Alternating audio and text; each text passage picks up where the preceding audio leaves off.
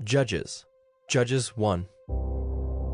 After the death of Joshua, the people of Israel inquired of the Lord, "Who shall go up first for us against the Canaanites to fight against them?" The Lord said, Judah shall go up. Behold, I have given the land into his hand. And Judah said to Simeon his brother, Come up with me into the territory allotted to me, that we may fight against the Canaanites. And I likewise will go with you into the territory allotted to you. So Simeon went with him. Then Judah went up, and the Lord gave the Canaanites and the Perizzites into their hand, and they defeated 10,000 of them at Bezek. They found Adoni-Bezek at Bezek, and fought against him, and defeated the Canaanites and the Perizzites. Adoni-Bezek fled, but they pursued him, and caught him, and cut off his thumbs and his big toes. And Adoni-Bezek said, 70 kings with their thumbs and their big toes cut off used to pick up scraps under my table, as I have done. So God has repaid me. And they brought him to Jerusalem, and he died there. And the men of Judah fought against Jerusalem, and captured it, and struck it with the edge of the sword, and set the city on fire. And afterward the men of Judah went down to fight against the Canaanites who lived in the hill country, in the Negeb, and in the lowland. And Judah went against the Canaanites who lived in Hebron.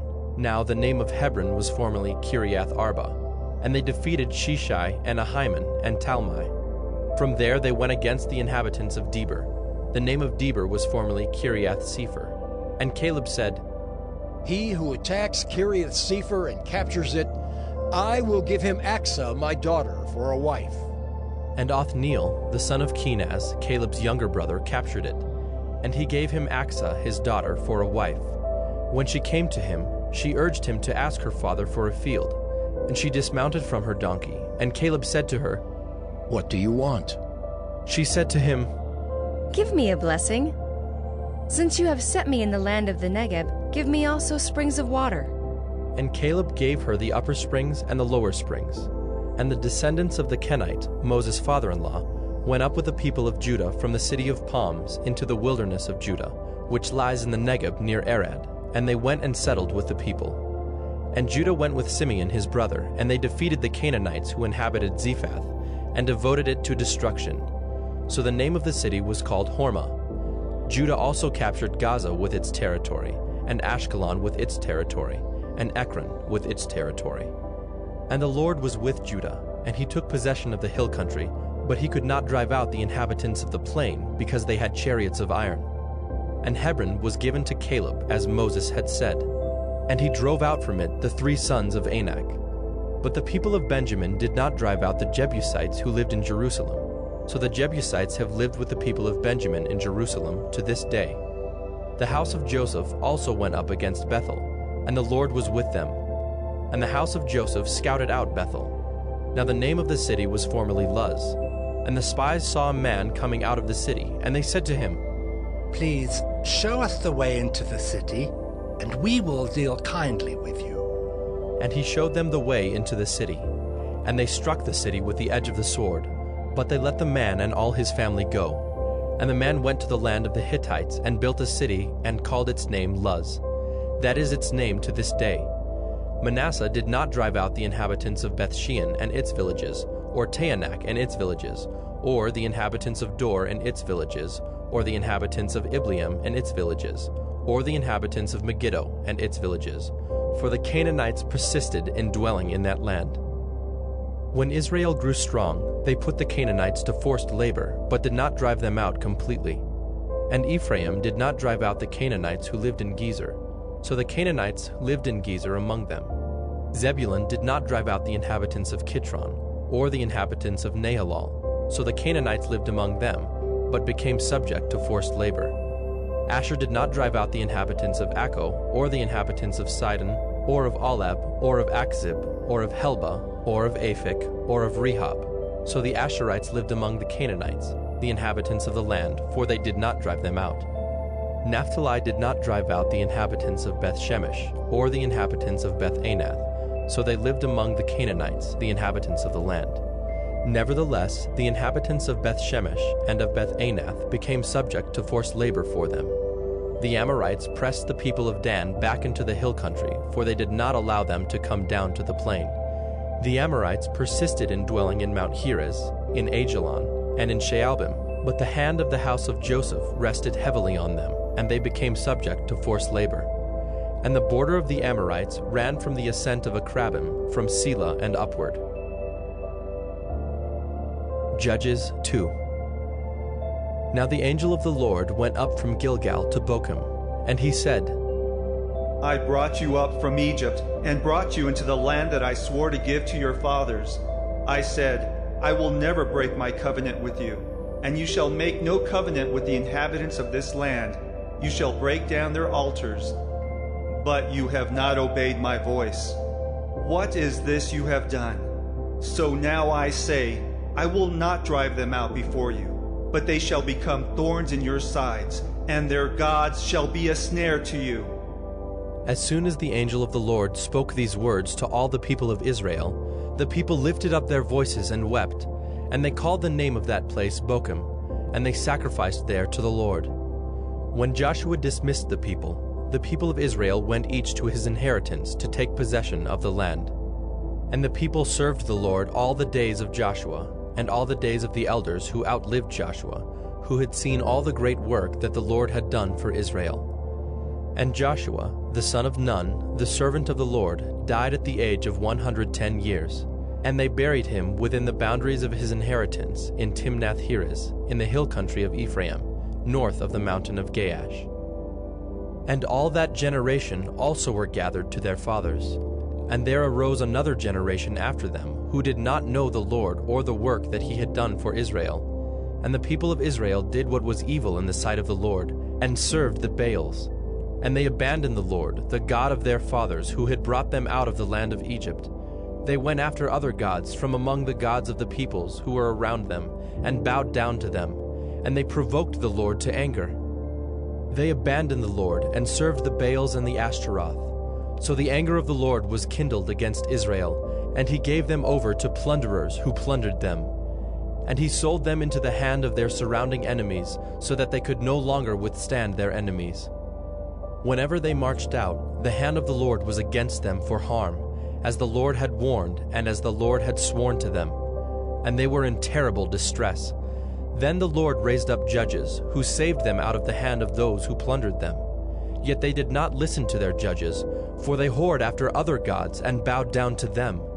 They soon turned aside from the way in which their fathers had walked, who had obeyed the commandments of the Lord, and they did not do so. Whenever the Lord raised up judges for them, the Lord was with the judge, and he saved them from the hand of their enemies all the days of the judge. For the Lord was moved to pity by their groaning because of those who afflicted and oppressed them. But whenever the judge died, they turned back and were more corrupt than their fathers, going after other gods, serving them and bowing down to them. They did not drop any of their practices or their stubborn ways. So the anger of the Lord was kindled against Israel. And he said, Because this people has transgressed my covenant that I commanded their fathers and have not obeyed my voice, I will no longer drive out before them any of the nations that Joshua left when he died, in order to test Israel by them, whether they will take care to walk in the way of the Lord as their fathers did or not. So the Lord left those nations, not driving them out quickly, and he did not give them into the hand of Joshua. Judges 3.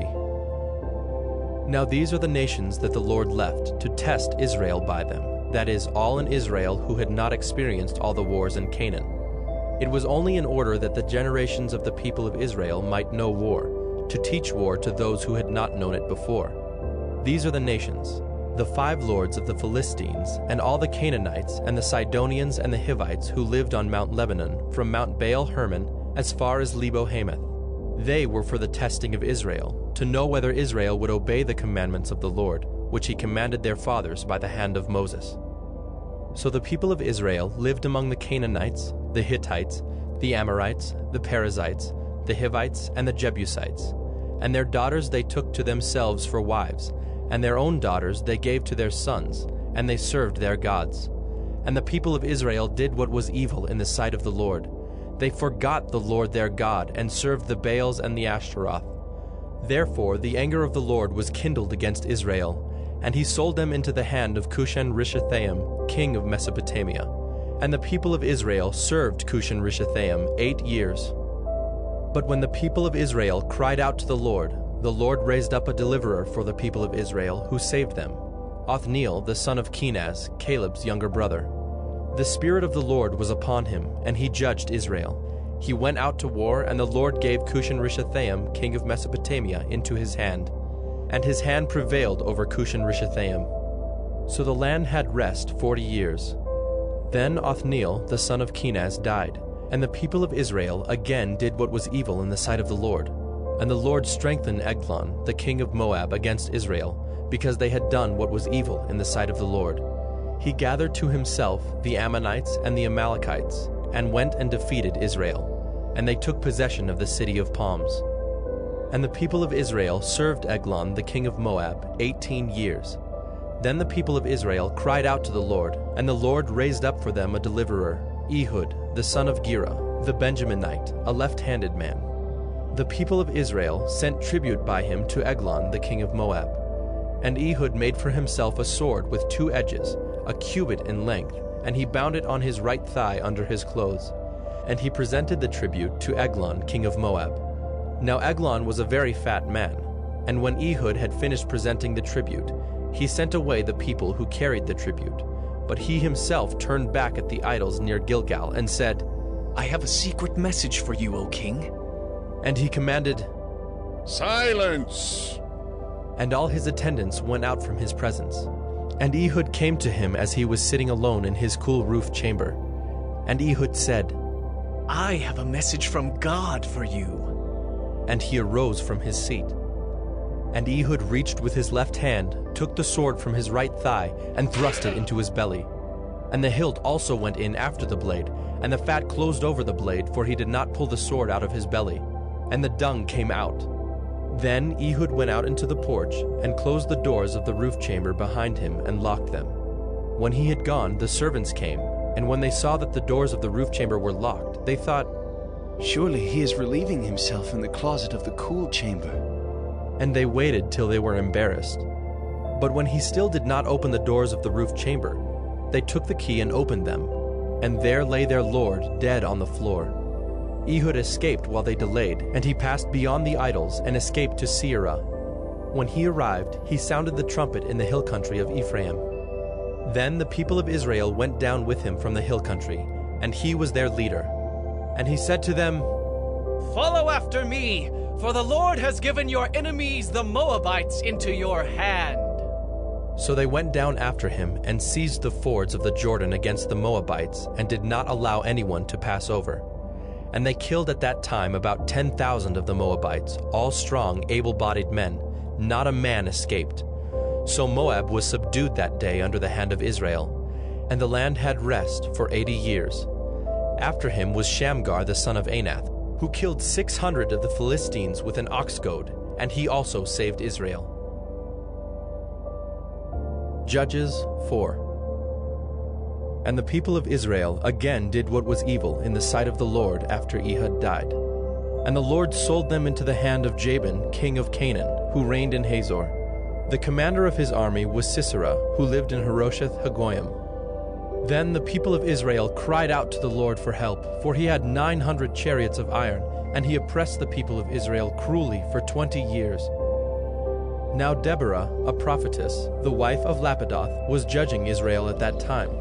She used to sit under the palm of Deborah between Ramah and Bethel, in the hill country of Ephraim, and the people of Israel came up to her for judgment.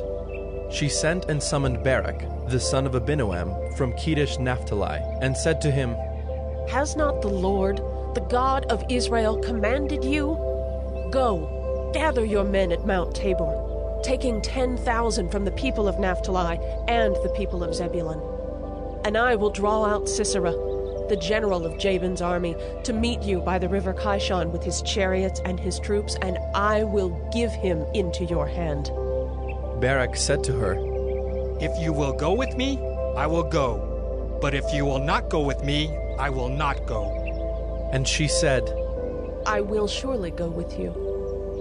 Nevertheless, the road on which you are going will not lead to your glory. for the Lord will sell Sisera into the hand of a woman."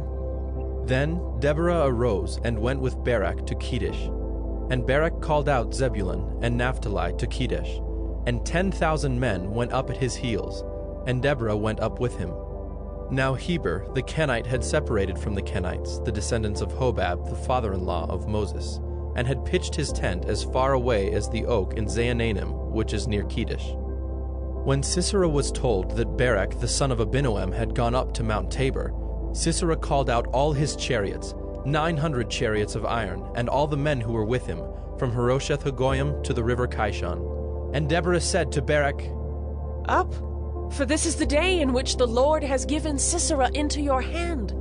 Does not the Lord go out before you?" So Barak went down from Mount Tabor with 10,000 men following him. And the Lord routed Sisera and all his chariots and all his army before Barak by the edge of the sword. And Sisera got down from his chariot and fled away on foot. And Barak pursued the chariots and the army to Harosheth Hagoyim, and all the army of Sisera fell by the edge of the sword. Not a man was left. But Sisera fled away on foot to the tent of Jael, the wife of Heber the Kenite, for there was peace between Jabin, the king of Hazor, and the house of Heber the Kenite. And Jael came out to meet Sisera, and said to him, "Turn aside, my lord. Turn aside to me. Do not be afraid." So he turned aside to her into the tent, and she covered him with a rug. And he said to her, "Please, give me a little water to drink, for I am thirsty." So she opened a skin of milk, and gave him a drink, and covered him. And he said to her, "Stand at the opening of the tent, and if any man comes and asks you, 'Is anyone here?' say, 'No.'" But Jael, the wife of Heber, took a tent peg and took a hammer in her hand. Then she went softly to him, and drove the peg into his temple until it went down into the ground while he was lying fast asleep from weariness. So he died. And behold, as Barak was pursuing Sisera, Jael went out to meet him, and said to him, "Come, and I will show you the man whom you are seeking." So he went into her tent, and there lay Sisera dead with a tent peg in his temple. So on that day God subdued Jabin, the king of Canaan, before the people of Israel. And the hand of the people of Israel pressed harder and harder against Jabin, the king of Canaan, until they destroyed Jabin, king of Canaan. Judges 5. Then sang Deborah and Barak, the son of Abinoam, on that day, that the leaders took the lead in Israel, that the people offered themselves willingly. Bless the Lord. Hear, O kings, give ear, O princes. To the Lord I will sing. I will make melody to the Lord, the God of Israel. Lord, when you went out from Seir, when you marched from the region of Edom, the earth trembled and the heavens dropped. Yes, the clouds dropped water. The mountains quaked before the Lord, even Sinai before the Lord, the God of Israel. In the days of Shamgar, son of Anath, in the days of Jael, the highways were abandoned and travelers kept to the byways. The villagers ceased in Israel. They ceased to be until I arose. I, Deborah, arose as a mother in Israel. When new gods were chosen, then war was in the gates. Was shield or spear to be seen among 40,000 in Israel? My heart goes out to the commanders of Israel, who offered themselves willingly among the people. Bless the Lord. Tell of it, you who ride on white donkeys, you who sit on rich carpets, and you who walk by the way, to the sound of musicians at the watering places. There they repeat the righteous triumphs of the Lord, the righteous triumphs of his villagers in Israel. Then down to the gates march the people of the Lord. Awake, awake, Deborah! Awake, awake! Break out in a song. Arise, Barak! Lead away your captives, O son of Abinoam! Then down marched the remnant of the noble. The people of the Lord marched down for me against the mighty. From Ephraim, their root, they marched down into the valley following you. Benjamin with your kinsmen. From Machir marched down the commanders. And from Zebulun those who bear the lieutenant's staff. The princes of Issachar came with Deborah, and Issachar faithful to Barak. Into the valley they rushed at his heels. Among the clans of Reuben there were great searchings of heart. Why did you sit still among the sheepfolds, to hear the whistling for the flocks? Among the clans of Reuben there were great searchings of heart. Gilead stayed beyond the Jordan, and Dan, why did he stay with the ships? Asher sat still at the coast of the sea, staying by his landings. Zebulun is a people who risked their lives to the death. Naphtali, too, on the heights of the field. The kings came, they fought. Then fought the kings of Canaan at Taanach by the waters of Megiddo. They got no spoils of silver. From heaven the stars fought. From their courses they fought against Sisera. The torrent Kishon swept them away, the ancient torrent, the torrent Kishon. March on, my soul, with might. Then loud beat the horse's hoofs with the galloping of his steeds. Curse Meroz, says the angel of the Lord. Curse its inhabitants thoroughly, because they did not come to the help of the Lord against the mighty. Most blessed of women be Jael, the wife of Heber the Kenite. Of tent-dwelling women most blessed. He asked water, and she gave him milk. She brought him curds in a noble's bowl. She sent her hand to the tent peg and her right hand to the workman's mallet. She struck Sisera. She crushed his head. She shattered and pierced his temple. Between her feet he sank. He fell. He lay still. Between her feet he sank. He fell. Where he sank, there he fell, dead. Out of the window she peered. The mother of Sisera wailed through the lattice. Why is his chariot so long in coming? Why tarry the hoofbeats of his chariots? Her wisest princesses answer. Indeed, she answers herself. Have they not found and divided the spoil? A womb or two for every man. Spoil of dyed materials for Sisera. Spoil of dyed materials embroidered. 2 pieces of dyed work embroidered for the neck as spoil. So may all your enemies perish, O Lord. But your friends be like the sun as he rises in his might. And the land had rest for 40 years. Judges 6. The people of Israel did what was evil in the sight of the Lord, and the Lord gave them into the hand of Midian 7 years. And the hand of Midian overpowered Israel. And because of Midian, the people of Israel made for themselves the dens that are in the mountains, and the caves, and the strongholds. For whenever the Israelites planted crops, the Midianites and the Amalekites and the people of the east would come up against them. They would encamp against them and devour the produce of the land as far as Gaza, and leave no sustenance in Israel, and no sheep or ox or donkey. For they would come up with their livestock and their tents. They would come like locusts in number. Both they and their camels could not be counted, so that they laid waste the land as they came in. And Israel was brought very low because of Midian, and the people of Israel cried out for help to the Lord. When the people of Israel cried out to the Lord on account of the Midianites, the Lord sent a prophet to the people of Israel. And he said to them, Thus says the Lord, the God of Israel, I led you up from Egypt, and brought you out of the house of bondage. And I delivered you from the hand of the Egyptians, and from the hand of all who oppressed you, and drove them out before you, and gave you their land. And I said to you, I am the Lord your God. You shall not fear the gods of the Amorites, in whose land you dwell. But you have not obeyed my voice. Now the angel of the Lord came and sat under the terebinth at Ophrah, which belonged to Joash the Abiezrite, while his son Gideon was beating out wheat in the winepress to hide it from the Midianites. And the angel of the Lord appeared to him and said to him, The Lord is with you, O mighty man of valor. And Gideon said to him, Please, sir, if the Lord is with us, why then has all this happened to us? And where are all his wonderful deeds that our fathers recounted to us, saying, Did not the Lord bring us up from Egypt? But now the Lord has forsaken us and given us into the hand of Midian." And the Lord turned to him and said, "Go in this might of yours and save Israel from the hand of Midian. Do not I send you?"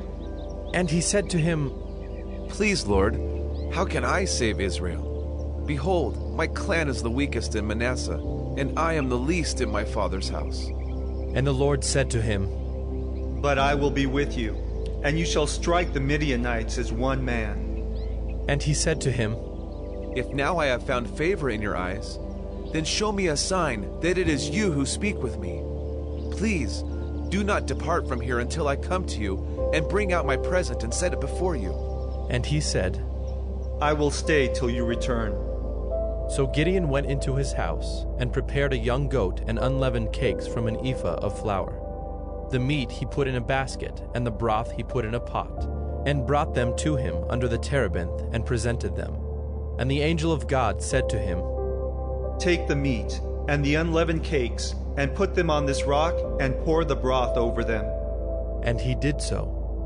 Then the angel of the Lord reached out the tip of the staff that was in his hand and touched the meat and the unleavened cakes. And fire sprang up from the rock and consumed the meat and the unleavened cakes. And the angel of the Lord vanished from his sight. Then Gideon perceived that he was the angel of the Lord. And Gideon said, "Alas, O Lord God, for now I have seen the angel of the Lord face to face." But the Lord said to him, "Peace be to you. Do not fear, you shall not die." Then Gideon built an altar there to the Lord and called it, "The Lord is Peace." To this day it still stands at Ophrah, which belongs to the Israelites. That night the Lord said to him, "Take your father's bull and the second bull 7 years old, and pull down the altar of Baal that your father has, and cut down the Asherah that is beside it, and build an altar to the Lord your God on the top of the stronghold here, with stones laid in due order. Then take the second bull and offer it as a burnt offering with the wood of the Asherah that you shall cut down." So Gideon took 10 men of his servants and did as the Lord had told him. But because he was too afraid of his family and the men of the town to do it by day, he did it by night.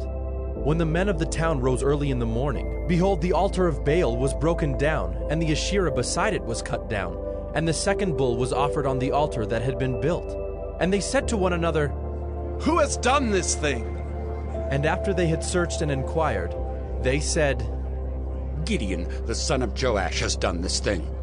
Then the men of the town said to Joash, "Bring out your son, that he may die, for he has broken down the altar of Baal and cut down the Asherah beside it." But Joash said to all who stood against him, "Will you contend for Baal? Or will you save him? Whoever contends for him shall be put to death by morning. If he is a god, let him contend for himself, because his altar has been broken down." Therefore, on that day, Gideon was called Jerubbaal, that is to say, "Let Baal contend against him," because he broke down his altar. Now all the Midianites and the Amalekites and the people of the east came together, and they crossed the Jordan and encamped in the valley of Jezreel. But the Spirit of the Lord clothed Gideon, and he sounded the trumpet, and the Abiezrites were called out to follow him. And he sent messengers throughout all Manasseh, and they too were called out to follow him. And he sent messengers to Asher, Zebulun, and Naphtali, and they went up to meet them. Then Gideon said to God, "If you will save Israel by my hand, as you have said, behold, I am laying a fleece of wool on the threshing floor. If there is dew on the fleece alone, and it is dry on all the ground, then I shall know that you will save Israel by my hand, as you have said." And it was so. When he rose early next morning and squeezed the fleece, he wrung enough dew from the fleece to fill a bowl with water. Then Gideon said to God, "Let not your anger burn against me. Let me speak just once more. Please, let me test just once more with the fleece. Please, let it be dry on the fleece only, and on all the ground let there be dew." And God did so that night, and it was dry on the fleece only, and on all the ground there was dew. Judges 7. Then Jerubbaal, that is Gideon, and all the people who were with him rose early and encamped beside the spring of Harod. And the camp of Midian was north of them, by the hill of Moreh in the valley.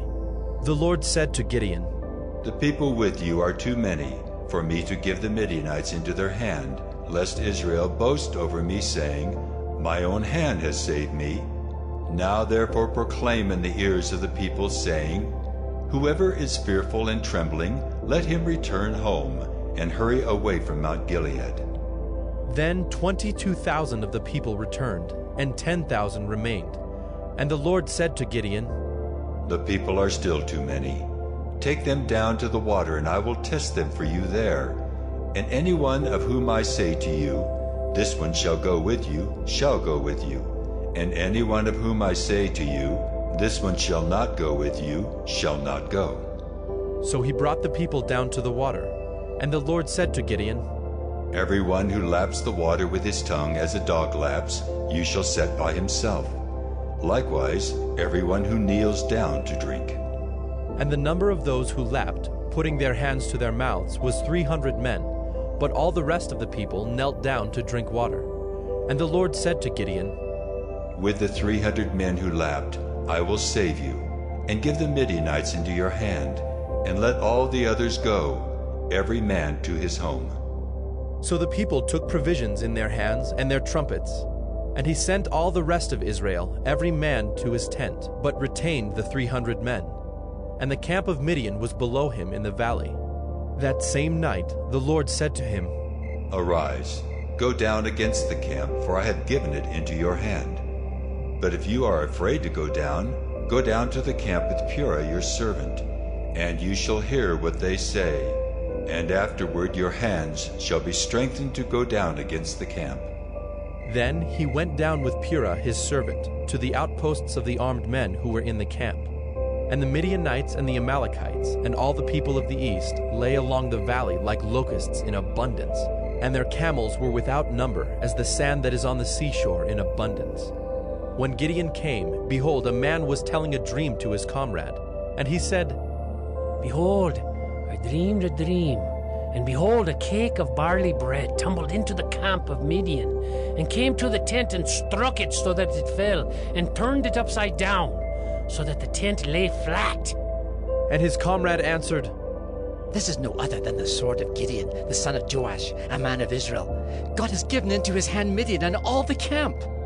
As soon as Gideon heard the telling of the dream and its interpretation, he worshipped, and he returned to the camp of Israel and said, Arise, for the Lord has given the host of Midian into your hand. And he divided the 300 men into 3 companies, and put trumpets into the hands of all of them, and empty jars with torches inside the jars. And he said to them, Look at me, and do likewise. When I come to the outskirts of the camp, do as I do. When I blow the trumpet, I and all who are with me, then blow the trumpets also on every side of all the camp, and shout, For the Lord and for Gideon! So Gideon and the 100 men who were with him came to the outskirts of the camp at the beginning of the middle watch, when they had just set the watch. And they blew the trumpets and smashed the jars that were in their hands. Then the 3 companies blew the trumpets and broke the jars. They held in their left hands the torches, and in their right hands the trumpets to blow. And they cried out, A sword for the Lord and for Gideon! Every man stood in his place around the camp, and all the army ran. They cried out and fled. When they blew the 300 trumpets, the Lord set every man's sword against his comrade and against all the army. And the army fled as far as Bethshittah toward Zererah, as far as the border of Abel-Meholah by Tabbath. And the men of Israel were called out from Naphtali and from Asher and from all Manasseh, and they pursued after Midian.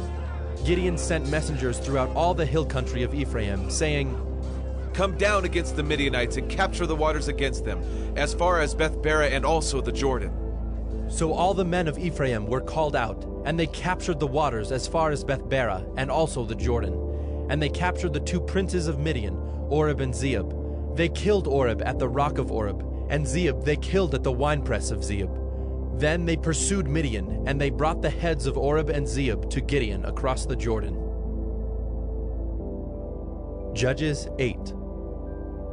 Then the men of Ephraim said to him, What is this that you have done to us, not to call us when you went to fight against Midian? and they accused him fiercely.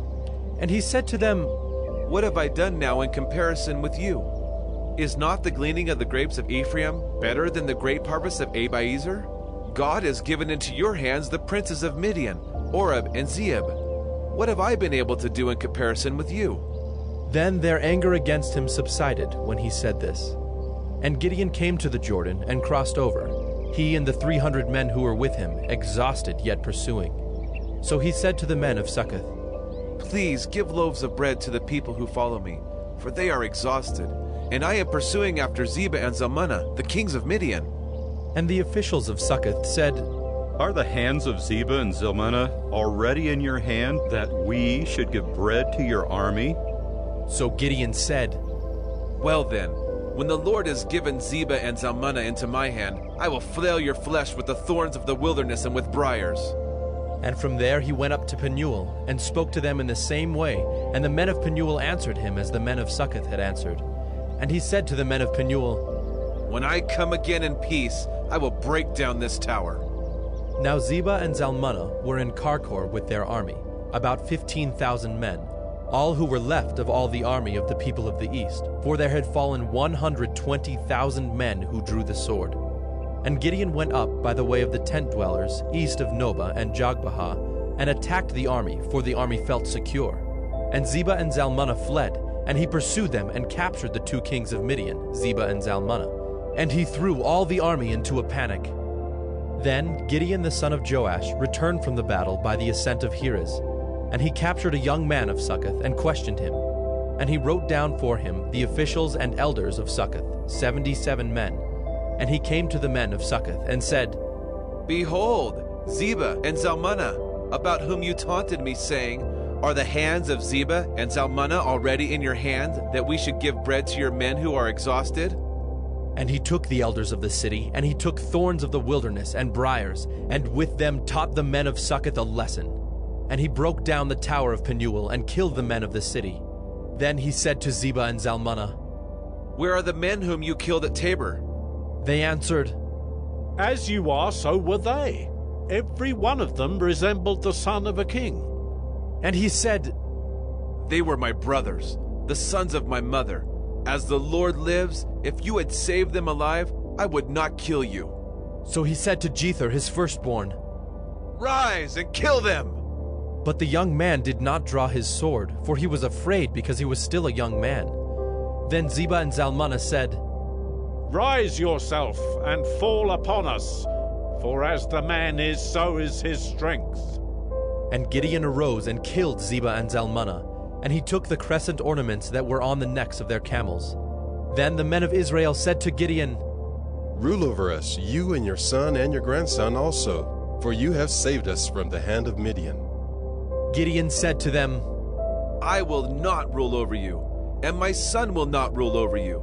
The Lord will rule over you." And Gideon said to them, "Let me make a request of you. Every one of you give me the earrings from his spoil." For they had golden earrings, because they were Ishmaelites. And they answered, "We will willingly give them." And they spread a cloak, and every man threw in it the earrings of his spoil.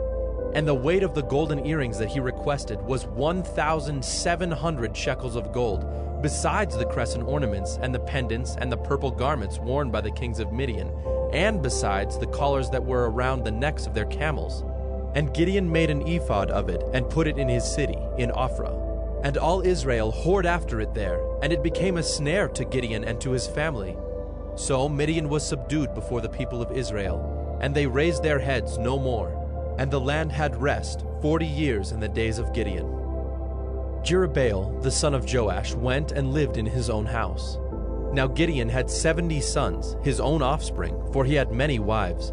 And his concubine, who was in Shechem, also bore him a son, and he called his name Abimelech.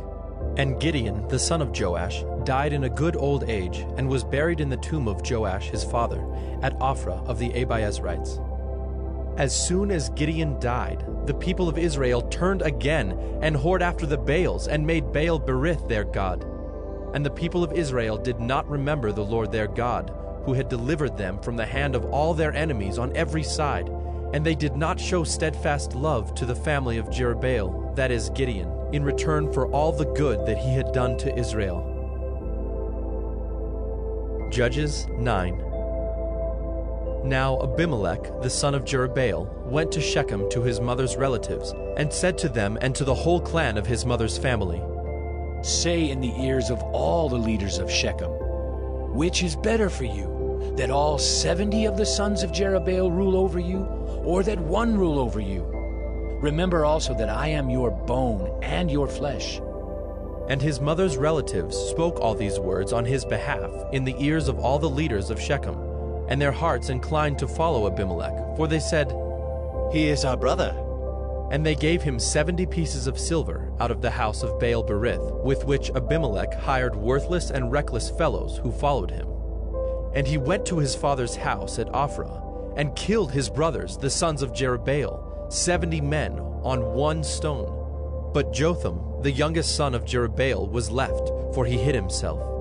And all the leaders of Shechem came together, and all Beth Millo, and they went and made Abimelech king by the oak of the pillar at Shechem. When it was told to Jotham, he went and stood on top of Mount Gerizim, and cried aloud, and said to them, Listen to me, you leaders of Shechem, that God may listen to you.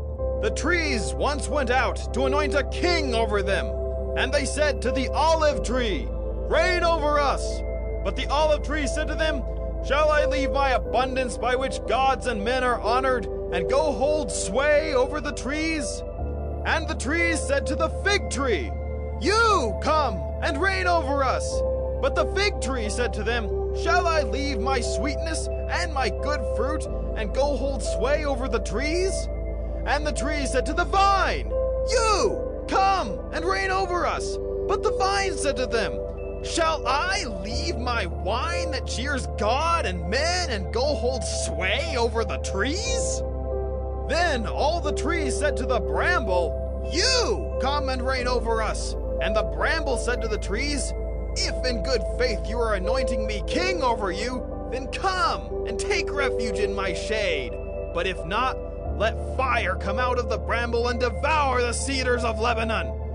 Now, therefore, if you acted in good faith and integrity when you made Abimelech king, and if you have dealt well with Jerubbaal and his house, and have done to him as his deeds deserved, for my father fought for you and risked his life and delivered you from the hand of Midian, and you have risen up against my father's house this day and have killed his sons, 70 men on one stone, and have made Abimelech, the son of his female servant, king over the leaders of Shechem, because he is your relative. If you then have acted in good faith and integrity with Jerubbaal and with his house this day, then rejoice in Abimelech, and let him also rejoice in you. But if not, let fire come out from Abimelech and devour the leaders of Shechem and Beth Millo. And let fire come out from the leaders of Shechem and from Beth Millo and devour Abimelech. And Jotham ran away and fled and went to Beer and lived there because of Abimelech his brother. Abimelech ruled over Israel 3 years. And God sent an evil spirit between Abimelech and the leaders of Shechem. And the leaders of Shechem dealt treacherously with Abimelech, that the violence done to the 70 sons of Jerubbaal might come, and their blood be laid on Abimelech their brother who killed them, and on the men of Shechem who strengthened his hands to kill his brothers. And the leaders of Shechem put men in ambush against him on the mountaintops, and they robbed all who passed by them along that way. And it was told to Abimelech. And Gaal, the son of Ebed, moved into Shechem with his relatives, and the leaders of Shechem put confidence in him. And they went out into the field and gathered the grapes from their vineyards, and trod them and held a festival. And they went into the house of their God, and ate and drank, and reviled Abimelech. And Gaal, the son of Ebed, said, Who is Abimelech? And who are we of Shechem that we should serve him? Is he not the son of Jerubbaal? And is not Zebul his officer? Serve the men of Hamor, the father of Shechem? But why should we serve him? Would that this people were under my hand. Then I would remove Abimelech. I would say to Abimelech, Increase your army and come out. When Zebul, the ruler of the city, heard the words of Gaal, the son of Ebed, his anger was kindled. And he sent messengers to Abimelech secretly, saying, Behold, Gael the son of Ebed and his relatives have come to Shechem, and they are stirring up the city against you. Now therefore, go by night, you and the people who are with you, and set an ambush in the field. And then, in the morning, as soon as the sun is up, rise early and rush upon the city. And when he and the people who are with him come out against you, you may do to them as your hand finds to do. So Abimelech and all the men who were with him rose up by night and set an ambush against Shechem in 4 companies. And Gael, the son of Ebed, went out and stood in the entrance of the gate of the city. And Abimelech and the people who were with him rose from the ambush. And when Gael saw the people, he said to Zebul, Look, people are coming down from the mountaintops. And Zebul said to him, You mistake the shadow of the mountains for men. Gael spoke again and said, Look, people are coming down from the center of the land, and one company is coming from the direction of the diviner's oak. Then Zebul said to him, Where is your mouth now? You who said, Who is Abimelech that we should serve him? Are not these the people whom you despised? Go out now and fight with them. And Gael went out at the head of the leaders of Shechem and fought with Abimelech. And Abimelech chased him, and he fled before him. And many fell wounded up to the entrance of the gate. And Abimelech lived at Arumah, and Zebul drove out Gael and his relatives so that they could not dwell at Shechem. On the following day, the people went out into the field, and Abimelech was told. He took his people and divided them into 3 companies and set an ambush in the fields. And he looked and saw the people coming out of the city, so he rose against them and killed them. Abimelech and the company that was with him rushed forward and stood at the entrance of the gate of the city, while the 2 companies rushed upon all who were in the field and killed them. And Abimelech fought against the city all that day. He captured the city and killed the people who were in it, and he razed the city and sowed it with salt. When all the leaders of the tower of Shechem heard of it, they entered the stronghold of the house of El-Berith.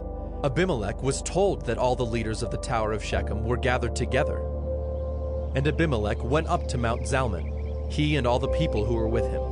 And Abimelech took an axe in his hand and cut down a bundle of brushwood, and took it up and laid it on his shoulder. And he said to the men who were with him, What you have seen me do, hurry and do as I have done. So every one of the people cut down his bundle, and following Abimelech put it against the stronghold. And they set the stronghold on fire over them, so that all the people of the tower of Shechem also died, about 1,000 men and women. Then Abimelech went to Thebez and encamped against Thebez and captured it. But there was a strong tower within the city, and all the men and women and all the leaders of the city fled to it and shut themselves in, and they went up to the roof of the tower. And Abimelech came to the tower and fought against it, and drew near to the door of the tower to burn it with fire. And a certain woman threw an upper millstone on Abimelech's head and crushed his skull. Then he called quickly to the young man, his armor-bearer, and said to him, Draw your sword and kill me, lest they say of me, A woman killed him. And his young man thrust him through, and he died. And when the men of Israel saw that Abimelech was dead, everyone departed to his home. Thus God returned the evil of Abimelech, which he committed against his father in killing his 70 brothers. And God also made all the evil of the men of Shechem return on their heads, and upon them came the curse of Jotham, the son of Jerubbaal. Judges 10. After Abimelech, there arose to save Israel Tola, the son of Puah, son of Dodo, a man of Issachar, and he lived at Shamgar in the hill country of Ephraim. And he judged Israel 23 years. Then he died and was buried at Shamgar. After him arose Jair the Gileadite, who judged Israel 22 years. And he had 30 sons who rode on 30 donkeys, and they had 30 cities called Havoth Jair to this day, which are in the land of Gilead. And Jair died and was buried in Canaan. The people of Israel again did what was evil in the sight of the Lord, and served the Baals and the Ashtaroth, the gods of Syria, the gods of Sidon, the gods of Moab, the gods of the Ammonites, and the gods of the Philistines. And they forsook the Lord and did not serve him. So the anger of the Lord was kindled against Israel, and he sold them into the hand of the Philistines and into the hand of the Ammonites. And they crushed and oppressed the people of Israel that year.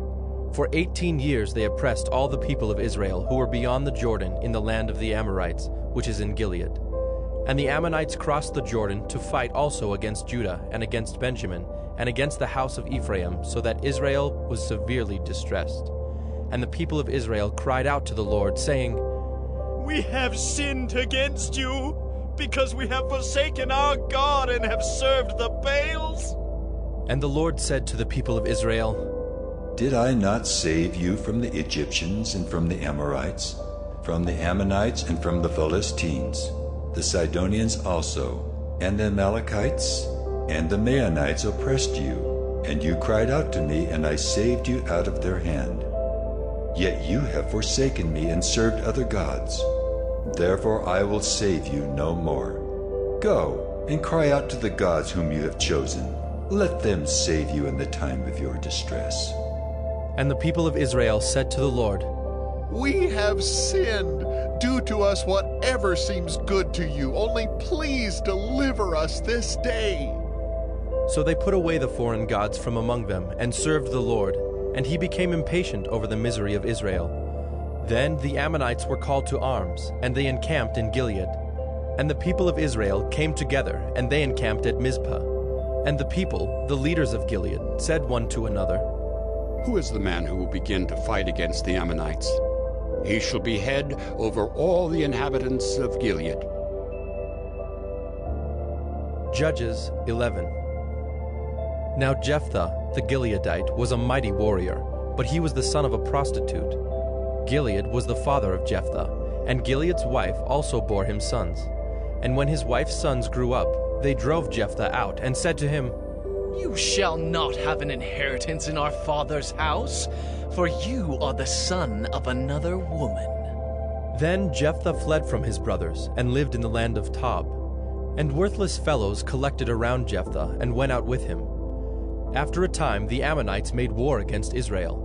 And when the Ammonites made war against Israel, the elders of Gilead went to bring Jephthah from the land of Tob. And they said to Jephthah, "Come and be our leader, that we may fight against the Ammonites." But Jephthah said to the elders of Gilead, "Did you not hate me and drive me out of my father's house? Why have you come to me now when you are in distress?" And the elders of Gilead said to Jephthah, "That is why we have turned to you now, that you may go with us and fight against the Ammonites, and be our head over all the inhabitants of Gilead."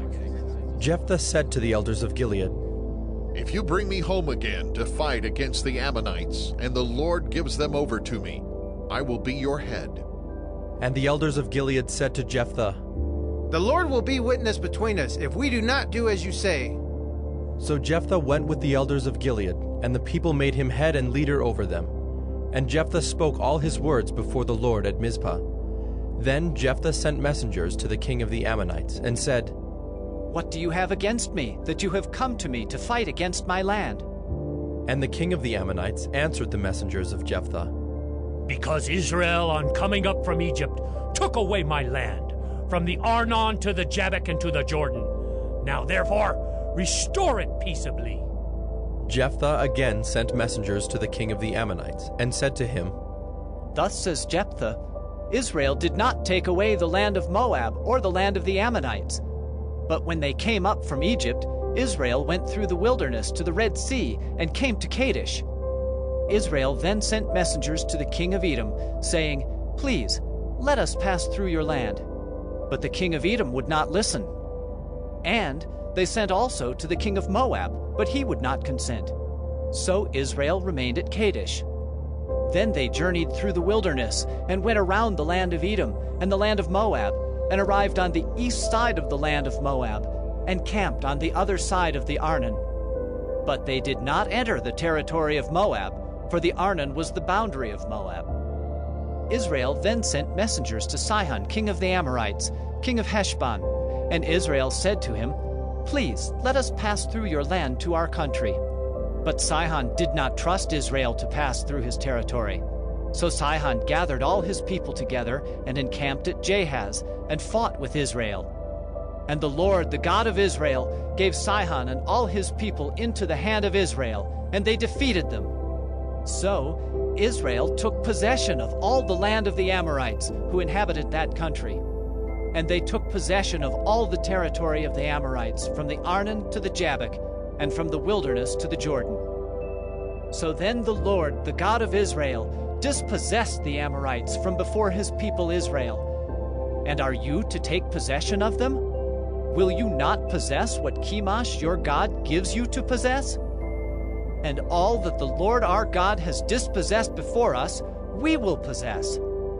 Now, are you any better than Balak the son of Zippor, king of Moab? Did he ever contend against Israel, or did he ever go to war with them?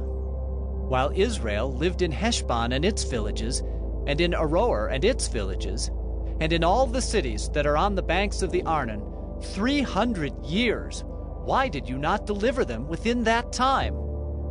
I therefore have not sinned against you, and you do me wrong by making war on me. The Lord, the judge, decide this day between the people of Israel and the people of Ammon. But the king of the Ammonites did not listen to the words of Jephthah that he sent to him. Then the Spirit of the Lord was upon Jephthah, and he passed through Gilead and Manasseh, and passed on to Mizpah of Gilead. And from Mizpah of Gilead he passed on to the Ammonites. And Jephthah made a vow to the Lord, and said, If you will give the Ammonites into my hand, then whatever comes out from the doors of my house to meet me when I return in peace from the Ammonites shall be the Lord's, and I will offer it up for a burnt offering. So Jephthah crossed over to the Ammonites to fight against them, and the Lord gave them into his hand.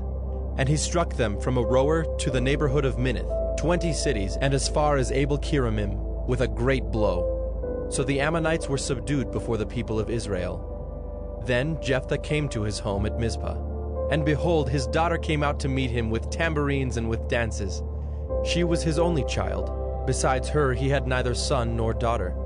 And as soon as he saw her, he tore his clothes and said, Alas, my daughter, you have brought me very low, and you have become the cause of great trouble to me. For I have opened my mouth to the Lord, and I cannot take back my vow. And she said to him, My father, you have opened your mouth to the Lord. Do to me according to what has gone out of your mouth, now that the Lord has avenged you on your enemies, on the Ammonites. So she said to her father, Let this thing be done for me. Leave me alone 2 months, that I may go up and down on the mountains and weep for my virginity, I and my companions. So he said, Go. Then he sent her away for 2 months, and she departed, she and her companions, and wept for her virginity on the mountains. And at the end of 2 months she returned to her father, who did with her according to his vow that he had made. She had never known a man, and it became a custom in Israel that the daughters of Israel went year by year to lament the daughter of Jephthah the Gileadite 4 days in the year. Judges 12. The men of Ephraim were called to arms, and they crossed to Zaphon and said to Jephthah, Why did you cross over to fight against the Ammonites and did not call us to go with you? We will burn your house over you with fire. And Jephthah said to them, I and my people had a great dispute with the Ammonites, and when I called you, you did not save me from their hand. And when I saw that you would not save me, I took my life in my hand and crossed over against the Ammonites, and the Lord gave them into my hand. Why then have you come up to me this day to fight against me? Then Jephthah gathered all the men of Gilead and fought with Ephraim. And the men of Gilead struck Ephraim, because they said, You are fugitives of Ephraim, you Gileadites, in the midst of Ephraim and Manasseh. And the Gileadites captured the fords of the Jordan against the Ephraimites. And when any of the fugitives of Ephraim said, Let me go over, the men of Gilead said to him, Are you an Ephraimite? When he said, No, they said to him, Then say Shibboleth. And he said, Sibboleth, for he could not pronounce it right. Then they seized him and slaughtered him at the fords of the Jordan. At that time 42,000 of the Ephraimites fell. Jephthah judged Israel 6 years. Then Jephthah the Gileadite died and was buried in his city in Gilead. After him, Ibzan of Bethlehem judged Israel. He had 30 sons, and 30 daughters he gave in marriage outside his clan, and 30 daughters he brought in from outside for his sons. And he judged Israel 7 years. Then Ibzan died and was buried at Bethlehem. After him, Elon the Zebulunite judged Israel, and he judged Israel 10 years. Then Elon the Zebulunite died and was buried at Ajalon in the land of Zebulun. After him, Abdon the son of Hillel the Pirathonite judged Israel. He had 40 sons and 30 grandsons who rode on 70 donkeys, and he judged Israel 8 years. Then Abdon the son of Hillel the Pirathonite died and was buried at Pirathon in the land of Ephraim, in the hill country of the Amalekites. Judges 13. And the people of Israel again did what was evil in the sight of the Lord. So the Lord gave them into the hand of the Philistines for 40 years. There was a certain man of Zorah, of the tribe of the Danites, whose name was Manoah, and his wife was barren and had no children. And the angel of the Lord appeared to the woman and said to her, Behold, you are barren and have not borne children, but you shall conceive and bear a son. Therefore be careful and drink no wine or strong drink, and eat nothing unclean. For behold, you shall conceive and bear a son. No razor shall come upon his head, for the child shall be a Nazirite to God from the womb, and he shall begin to save Israel from the hand of the Philistines. Then the woman came and told her husband, A man of God came to me, and his appearance was like the appearance of the angel of God, very awesome. I did not ask him where he was from, and he did not tell me his name, but he said to me, Behold, you shall conceive and bear a son. So then drink no wine or strong drink, and eat nothing unclean, for the child shall be a Nazirite to God from the womb to the day of his death. Then Manoah prayed to the Lord and said, O Lord, please let the man of God whom you sent come again to us and teach us what we are to do with the child who will be born. And God listened to the voice of Manoah. And the angel of God came again to the woman as she sat in the field. But Manoah her husband was not with her. So the woman ran quickly and told her husband, Behold, the man who came to me the other day has appeared to me. And Manoah arose and went after his wife, and came to the man and said to him, Are you the man who spoke to this woman? And he said, I am. And Manoah said, Now when your words come true, what is to be the child's manner of life, and what is his mission? And the angel of the Lord said to Manoah, Of all that I said to the woman, let her be careful. She may not eat of anything that comes from the vine, neither let her drink wine or strong drink, or eat any unclean thing. All that I commanded her, let her observe. Manoah said to the angel of the Lord, Please, let us detain you and prepare a young goat for you. And the angel of the Lord said to Manoah, If you detain me, I will not eat of your food. But if you prepare a burnt offering, then offer it to the Lord. For Manoah did not know that he was the angel of the Lord. And Manoah said to the angel of the Lord, What is your name, so that when your words come true, we may honor you? And the angel of the Lord said to him, Why do you ask my name, seeing it is wonderful? So Manoah took the young goat with the grain offering, and offered it on the rock to the Lord, to the one who works wonders. And Manoah and his wife were watching. And when the flame went up toward heaven from the altar, the angel of the Lord went up in the flame of the altar. Now Manoah and his wife were watching, and they fell on their faces to the ground. The angel of the Lord appeared no more to Manoah and to his wife. Then Manoah knew that he was the angel of the Lord. And Manoah said to his wife, We shall surely die, for we have seen God. But his wife said to him, If the Lord had meant to kill us, he would not have accepted a burnt offering and a grain offering at our hands, or shown us all these things, or now announced to us such things as these. And the woman bore a son, and called his name Samson. And the young man grew, and the Lord blessed him. And the Spirit of the Lord began to stir him in Mahanadan, between Zorah and Eshtael. Judges 14. Samson went down to Timnah, and at Timnah he saw one of the daughters of the Philistines. Then he came up and told his father and mother, I saw one of the daughters of the Philistines at Timnah. Now get her for me as my wife. But his father and mother said to him, Is there not a woman among the daughters of your relatives, or among all our people? That you must go to take a wife from the uncircumcised Philistines? But Samson said to his father, Get her for me, for she is right in my eyes. His father and mother did not know that it was from the Lord, for he was seeking an opportunity against the Philistines. At that time the Philistines ruled over Israel. Then Samson went down with his father and mother to Timnah, and they came to the vineyards of Timnah.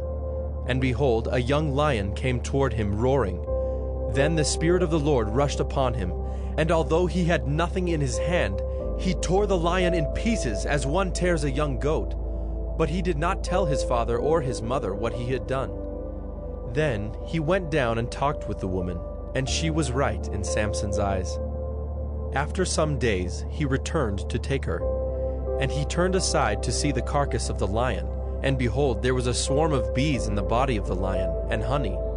He scraped it out into his hands, and went on, eating as he went. And he came to his father and mother, and gave some to them, and they ate. But he did not tell them that he had scraped the honey from the carcass of the lion. His father went down to the woman, and Samson prepared a feast there, for so the young men used to do. As soon as the people saw him, they brought 30 companions to be with him. And Samson said to them, Let me now put a riddle to you. If you can tell me what it is within the 7 days of the feast, and find it out, then I will give you 30 linen garments and 30 changes of clothes. But if you cannot tell me what it is, then you shall give me 30 linen garments and 30 changes of clothes. And they said to him, Put your riddle that we may hear it. And he said to them, Out of the eater came something to eat. Out of the strong came something sweet. And in 3 days they could not solve the riddle. On the 4th day they said to Samson's wife, Entice your husband to tell us what the riddle is, lest we burn you and your father's house with fire. Have you invited us here to impoverish us? And Samson's wife wept over him and said, You only hate me. You do not love me. You've put a riddle to my people, and you have not told me what it is. And he said to her, Behold, I have not told my father nor my mother, and shall I tell you? She wept before him the 7 days that their feast lasted. And on the 7th day he told her, because she pressed him hard. Then she told the riddle to her people. And the men of the city said to him on the 7th day, before the sun went down, What is sweeter than honey? What is stronger than a lion? And he said to them, If you had not plowed with my heifer, you would not have found out my riddle. And the Spirit of the Lord rushed upon him, and he went down to Ashkelon, and struck down 30 men of the town, and took their spoil, and gave the garments to those who had told the riddle. In hot anger he went back to his father's house, and Samson's wife was given to his companion, who had been his best man. Judges 15. After some days, at the time of wheat harvest, Samson went to visit his wife with a young goat. And he said, I will go into my wife in the chamber. But her father would not allow him to go in. And her father said, I really thought that you utterly hated her, so I gave her to your companion. Is not her younger sister more beautiful than she? Please, take her instead. And Samson said to them, This time I shall be innocent in regard to the Philistines, when I do them harm. So Samson went and caught 300 foxes, and took torches. And he turned them tail to tail, and put a torch between each pair of tails. And when he had set fire to the torches, He let the foxes go into the standing grain of the Philistines, and set fire to the stacked grain and the standing grain, as well as the olive orchards. Then the Philistines said, "Who has done this?" And they said, "Samson, the son-in-law of the Timnite, because he has taken his wife and given her to his companion." And the Philistines came up and burned her and her father with fire. And Samson said to them, "If this is what you do, I swear I will be avenged on you, and after that I will quit." And he struck them hip and thigh with a great blow. And he went down and stayed in the cleft of the rock of Etam. Then the Philistines came up and encamped in Judah and made a raid on Lehi. And the men of Judah said, "Why have you come up against us?" They said, "We have come up to bind Samson, to do to him as he did to us." Then 3,000 men of Judah went down to the cleft of the rock of Etam, and said to Samson, "Do you not know that the Philistines are rulers over us? What then is this that you have done to us?" And he said to them, "As they did to me, so have I done to them." And they said to him, "We have come down to bind you, that we may give you into the hands of the Philistines." And Samson said to them, "Swear to me that you will not attack me yourselves." They said to him, "No, we will only bind you and give you into their hands. We will surely not kill you." So they bound him with 2 new ropes and brought him up from the rock. When he came to Lehi, the Philistines came shouting to meet him. Then the Spirit of the Lord rushed upon him, and the ropes that were on his arms became as flax that has caught fire, and his bonds melted off his hands. And he found a fresh jawbone of a donkey, and put out his hand and took it, and with it he struck 1,000 men. And Samson said, "With a jawbone of a donkey, heaps upon heaps, with a jawbone of a donkey have I struck down 1,000 men." As soon as he had finished speaking, he threw away the jawbone out of his hand, and that place was called Ramath Lehi. And he was very thirsty, and he called upon the Lord and said, "You have granted this great salvation by the hand of your servant, and shall I now die of thirst and fall into the hands of the uncircumcised?" And God split open the hollow place that is at Lehi, and water came out from it. And when he drank, his spirit returned, and he revived.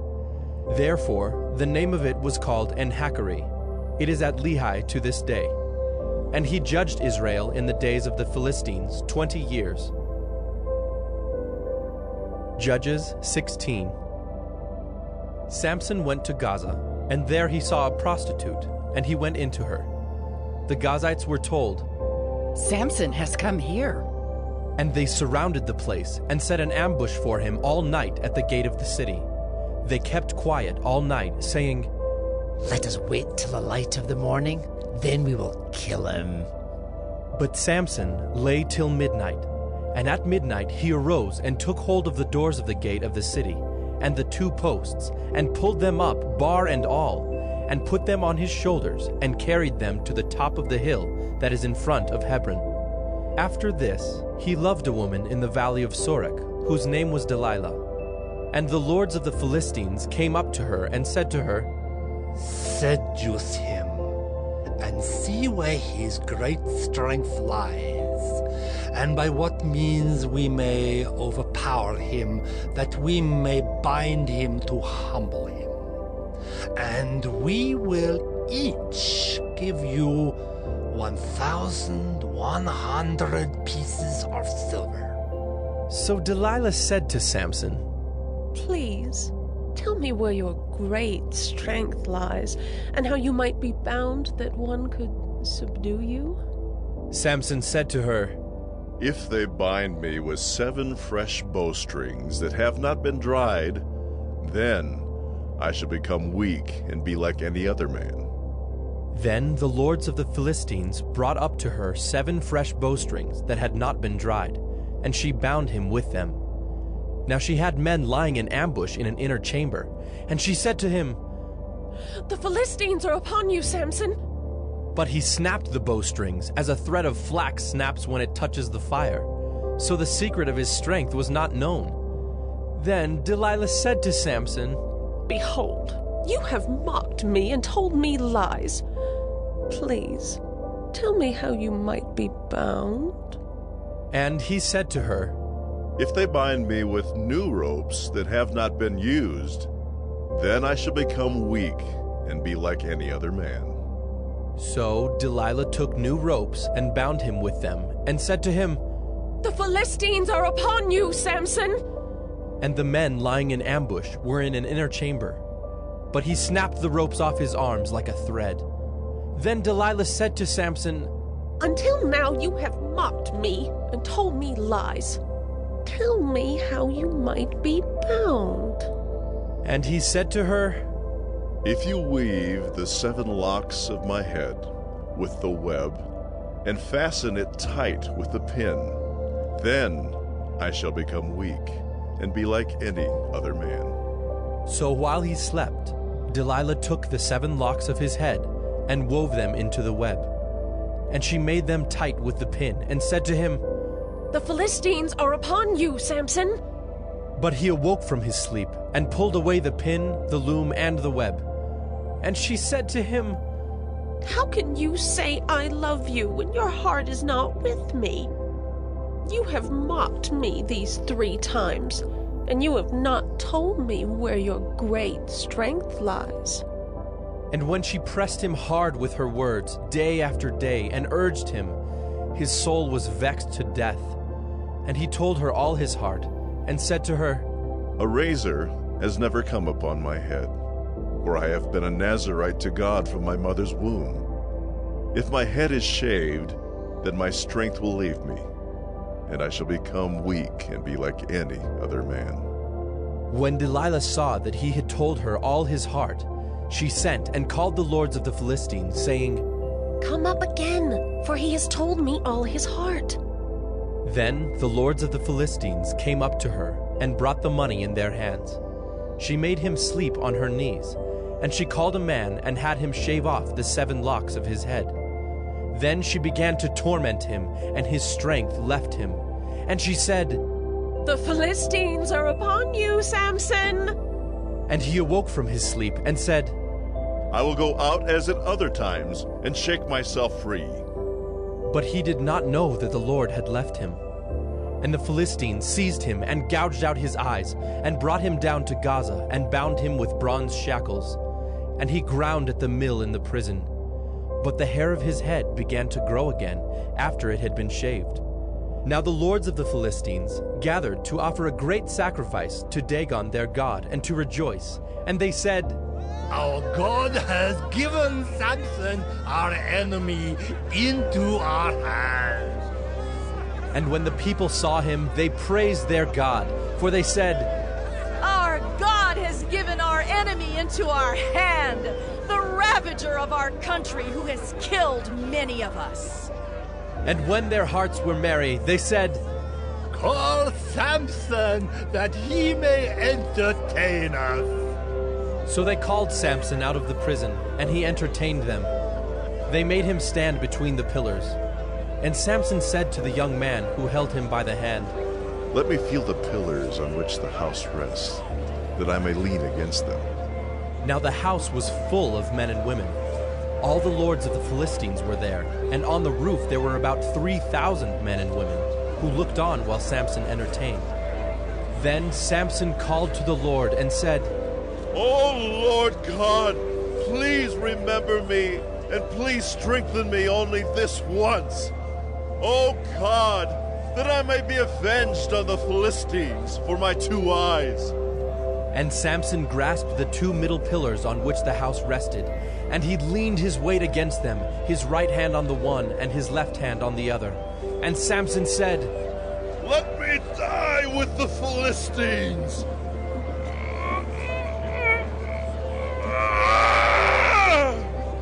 Then he bowed with all his strength, and the house fell upon the lords and upon all the people who were in it. So the dead whom he killed at his death were more than those whom he had killed during his life. Then his brothers and all his family came down and took him and brought him up and buried him between Zorah and Eshtaol in the tomb of Manoah his father. He had judged Israel 20 years. Judges 17. There was a man of the hill country of Ephraim, whose name was Micah. And he said to his mother, "The 1,100 pieces of silver that were taken from you, about which you uttered a curse, and also spoke it in my ears, behold, the silver is with me. I took it." And his mother said, "Blessed be my son by the Lord." And he restored the 1,100 pieces of silver to his mother. And his mother said, "I dedicate the silver to the Lord from my hand for my son, to make a carved image and a metal image. Now therefore I will restore it to you." So when he restored the money to his mother took 200 pieces of silver and gave it to the silversmith, who made it into a carved image and a metal image. And it was in the house of Micah. And the man Micah had a shrine, and he made an ephod and household gods, and ordained one of his sons, who became his priest. In those days there was no king in Israel. Everyone did what was right in his own eyes. Now there was a young man of Bethlehem in Judah, of the family of Judah, who was a Levite, and he sojourned there. And the man departed from the town of Bethlehem in Judah to sojourn where he could find a place. And as he journeyed, he came to the hill country of Ephraim, to the house of Micah. And Micah said to him, "Where do you come from?" And he said to him, "I am a Levite of Bethlehem in Judah, and I'm going to sojourn where I may find a place." And Micah said to him, "Stay with me, and be to me a father and a priest, and I will give you 10 pieces of silver a year, and a suit of clothes, and your living." And the Levite went in. And the Levite was content to dwell with the man, and the young man became to him like one of his sons. And Micah ordained the Levite, and the young man became his priest, and was in the house of Micah. Then Micah said, "Now I know that the Lord will prosper me, because I have a Levite as priest." Judges 18. In those days there was no king in Israel. And in those days the tribe of the people of Dan was seeking for itself an inheritance to dwell in, for until then no inheritance among the tribes of Israel had fallen to them. So the people of Dan sent 5 able men from the whole number of their tribe, from Zorah and from Eshtaol, to spy out the land and to explore it. And they said to them, "Go and explore the land." And they came to the hill country of Ephraim, to the house of Micah, and lodged there. When they were by the house of Micah, they recognized the voice of the young Levite. And they turned aside and said to him, "Who brought you here? What are you doing in this place? What is your business here?"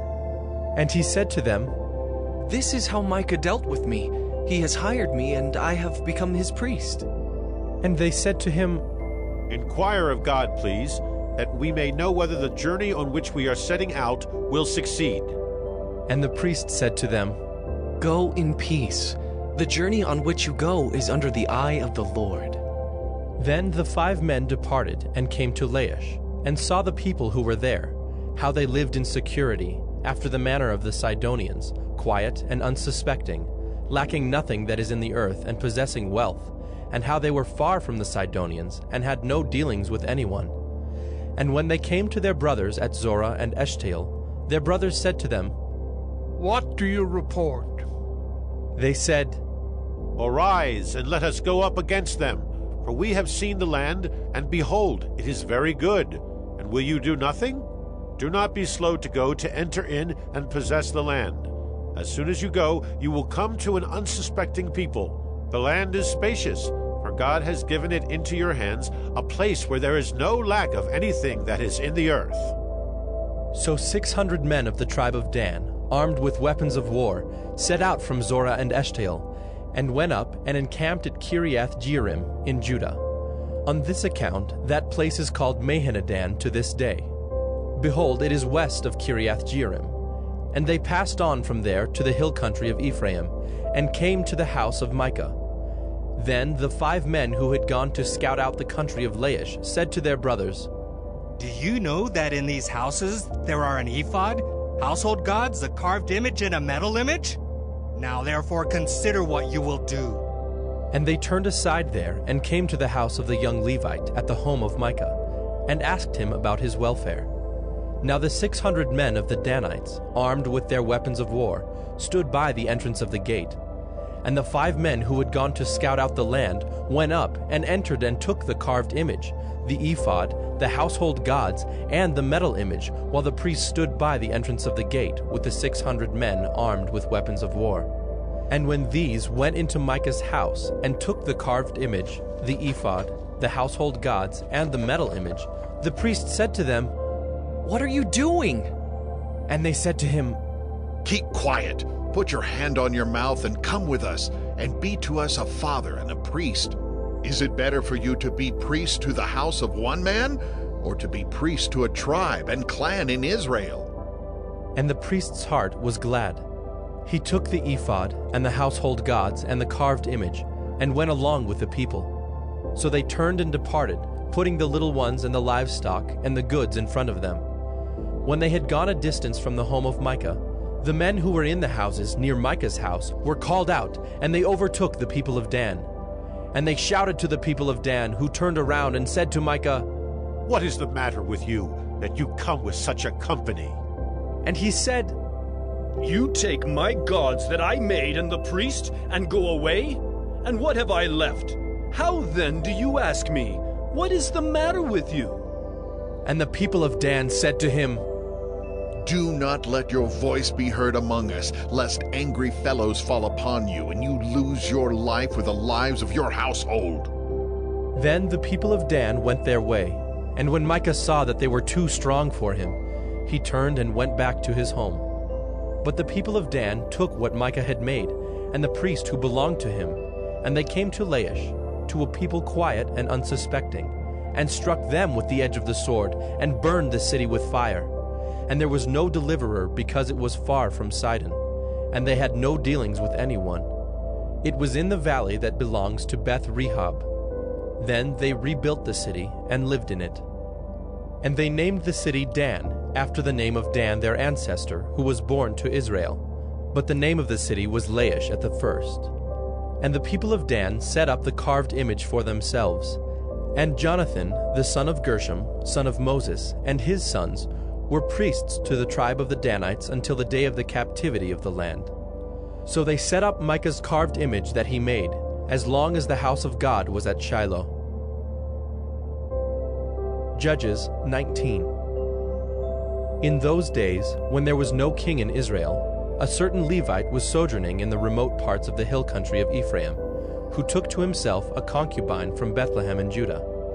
And his concubine was unfaithful to him, and she went away from him to her father's house at Bethlehem in Judah, and was there some 4 months.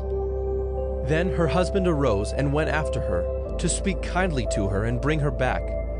He had with him his servant and a couple of donkeys, and she brought him into her father's house. And when the girl's father saw him, he came with joy to meet him. And his father-in-law, the girl's father, made him stay, and he remained with him 3 days. So they ate and drank and spent the night there. And on the 4th day they arose early in the morning, and he prepared to go.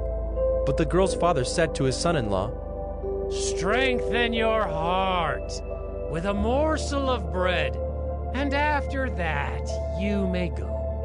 So the 2 of them sat and ate and drank together. And the girl's father said to the man, "Be pleased to spend the night, and let your heart be merry." And when the man rose up to go, his father-in-law pressed him till he spent the night there again. And on the 5th day he arose early in the morning to depart. And the girl's father said, "Strengthen your heart, and wait until the day declines." So they ate, both of them. And when the man and his concubine and his servant rose up to depart, his father-in-law, the girl's father, said to him, "Behold, now the day has waned toward evening. Please, spend the night. Behold, the day draws to its close. Lodge here, and let your heart be merry. And tomorrow you shall arise early in the morning for your journey and go home. But the man would not spend the night. He rose up and departed and arrived opposite Jebus, that is, Jerusalem. He had with him a couple of saddled donkeys, and his concubine was with him. When they were near Jebus, the day was nearly over, and the servant said to his master, "Come now, let us turn aside to this city of the Jebusites and spend the night in it." And his master said to him, "We will not turn aside into the city of foreigners who do not belong to the people of Israel, but we will pass on to Gibeah." And he said to his young man, "Come, and let us draw near to one of these places, and spend the night at Gibeah or at Ramah." So they passed on and went their way. And the sun went down on them near Gibeah, which belongs to Benjamin. And they turned aside there to go in and spend the night at Gibeah. And he went in and sat down in the open square of the city, for no one took them into his house to spend the night. And behold, an old man was coming from his work in the field at evening. The man was from the hill country of Ephraim, and he was sojourning in Gibeah. The men of the place were Benjaminites. And he lifted up his eyes and saw the traveler in the open square of the city. And the old man said, "Where are you going, and where do you come from?" And he said to him, "We are passing from Bethlehem in Judah to the remote parts of the hill country of Ephraim, from which I come. I went to Bethlehem in Judah, and I am going to the house of the Lord, but no one has taken me into his house. We have straw and feed for our donkeys, with bread and wine for me and your female servant and the young man with your servants. There is no lack of anything." And the old man said, "Peace be to you. I will care for all your wants, only do not spend the night in the square." So he brought him into his house and gave the donkeys feed. And they washed their feet and ate and drank. As they were making their hearts merry, behold, the men of the city, worthless fellows, surrounded the house, beating on the door. And they said to the old man, the master of the house, "Bring out the man who came into your house, that we may know him." And the man, the master of the house, went out to them and said to them, "No, my brothers, do not act so wickedly. Since this man has come into my house, do not do this vile thing. Behold, here are my virgin daughter and his concubine. Let me bring them out now. Violate them and do with them what seems good to you. But against this man do not do this outrageous thing." But the men would not listen to him. So the man seized his concubine and made her go out to them. And they knew her and abused her all night until the morning. And as the dawn began to break, they let her go. And as morning appeared, the woman came and fell down at the door of the man's house where her master was, until it was light. And her master rose up in the morning, and when he opened the doors of the house and went out to go on his way, behold, there was his concubine lying at the door of the house with her hands on the threshold. He said to her, "Get up, let us be going." But there was no answer. Then he put her on the donkey, and the man rose up and went away to his home. And when he entered his house, he took a knife, and taking hold of his concubine, he divided her limb by limb into 12 pieces, and sent her throughout all the territory of Israel. And all who saw it said, "Such a thing has never happened or been seen from the day that the people of Israel came up out of the land of Egypt until this day. Consider it, take counsel, and speak." Judges 20. Then all the people of Israel came out from Dan to Beersheba, including the land of Gilead, and the congregation assembled as one man to the Lord at Mizpah. And the chiefs of all the people, of all the tribes of Israel, presented themselves in the assembly of the people of God, 400,000 men on foot that drew the sword. Now the people of Benjamin heard that the people of Israel had gone up to Mizpah. And the people of Israel said, "Tell us, how did this evil happen?" And the Levite, the husband of the woman who was murdered, answered and said, "I came to Gibeah that belongs to Benjamin, I and my concubine, to spend the night. And the leaders of Gibeah rose against me and surrounded the house against me by night. They meant to kill me, and they violated my concubine, and she is dead. So I took hold of my concubine and cut her in pieces, and sent her throughout all the country of the inheritance of Israel, for they have committed abomination and outrage in Israel. Behold, you people of Israel, all of you, Give your advice and counsel here. And all the people arose as one man, saying, None of us will go to his tent, and none of us will return to his house. But now, this is what we will do to Gibeah. We will go up against it by lot, and we will take 10 men of 100 throughout all the tribes of Israel, and 100 of 1,000, and 1,000 of 10,000, to bring provisions for the people, that when they come, they may repay Gibeah of Benjamin for all the outrage that they have committed in Israel. So all the men of Israel gathered against the city, united as one man. And the tribes of Israel sent men through all the tribe of Benjamin, saying, What evil is this that has taken place among you? Now therefore give up the men, the worthless fellows in Gibeah, that we may put them to death and purge evil from Israel. But the Benjaminites would not listen to the voice of their brothers, the people of Israel. Then the people of Benjamin came together out of the cities to Gibeah to go out to battle against the people of Israel. And the people of Benjamin mustered out of their cities on that day 26,000 men who drew the sword, besides the inhabitants of Gibeah, who mustered 700 chosen men. Among all these were 700 chosen men who were left-handed. Every one could sling a stone at a hair and not miss. And the men of Israel, apart from Benjamin, mustered 400,000 men who drew the sword. All these were men of war. The people of Israel arose and went up to Bethel and inquired of God, Who shall go up first for us to fight against the people of Benjamin? And the Lord said, Judah shall go up first. Then the people of Israel rose in the morning and encamped against Gibeah. And the men of Israel went out to fight against Benjamin, and the men of Israel drew up the battle line against them at Gibeah. The people of Benjamin came out of Gibeah and destroyed on that day 22,000 men of the Israelites. But the people, the men of Israel, took courage, and again formed the battle line in the same place where they had formed it on the first day. And the people of Israel went up and wept before the Lord until the evening.